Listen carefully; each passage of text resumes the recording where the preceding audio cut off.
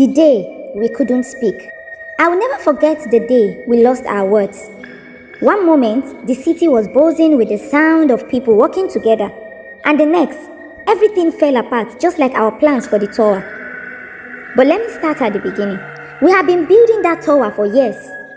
It wasn't just any tower, it was the tower. Everyone in our city believed it would make us famous. Let's build something so tall it reaches the heaven. The leaders said.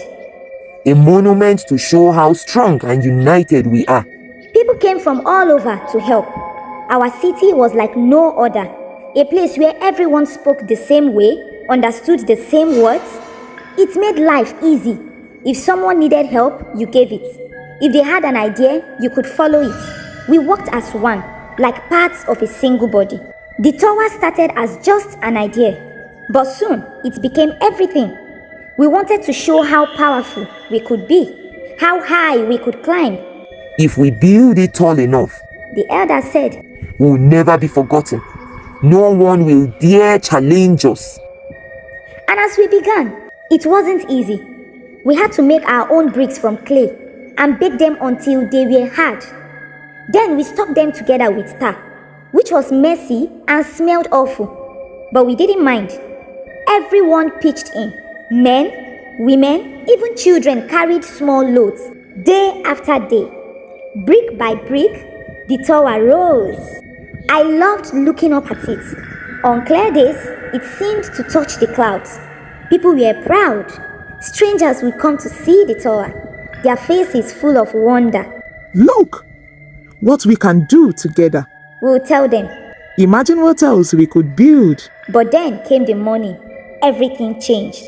I was carrying a load of bricks to one of the higher levels. The sun was just rising, and the tower cast a long shadow over the city. People were already shouting orders and calling for tools as usual. But as I got closer, something felt off. The shouting sounded wrong. My brother was walking nearby. He turned to me, his face red with frustration. He spoke words I don't understand. He yelled. I froze. What was he saying? It wasn't a joke. His eyes were desperate, like he couldn't even hear himself. I tried to answer. What? What are you saying? But as soon as I spoke, his face twisted with confusion. He didn't understand me either.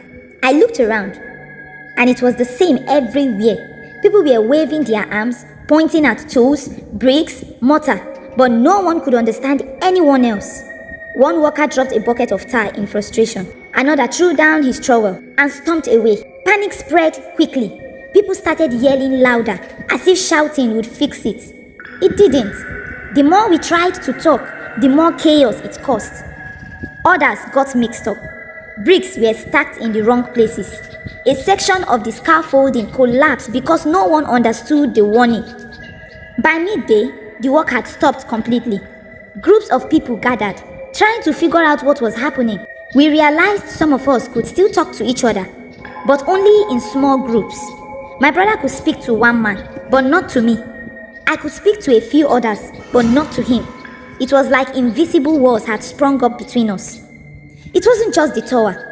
The markets, the homes, even the city streets were filled with confusion.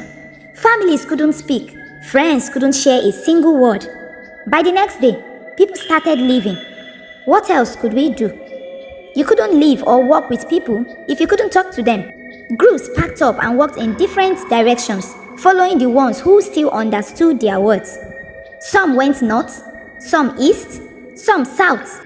Our city, once so loud and full of life, grew quiet. The tower stood there, unfinished, a broken promise. Some of the elders said it was God's doing. They said we had grown too proud, that the tower wasn't just about reaching the sky. It was about trying to be like Him. Maybe they were right. Maybe we thought we didn't need anyone, not even God. But I don't know for sure. All I know is that one morning, we were building something together. By nightfall, we couldn't even say each other's names. The tower is still there, crumbling bit by bit. We don't go near it. It's a reminder of what we tried to do and how quickly it all fell apart.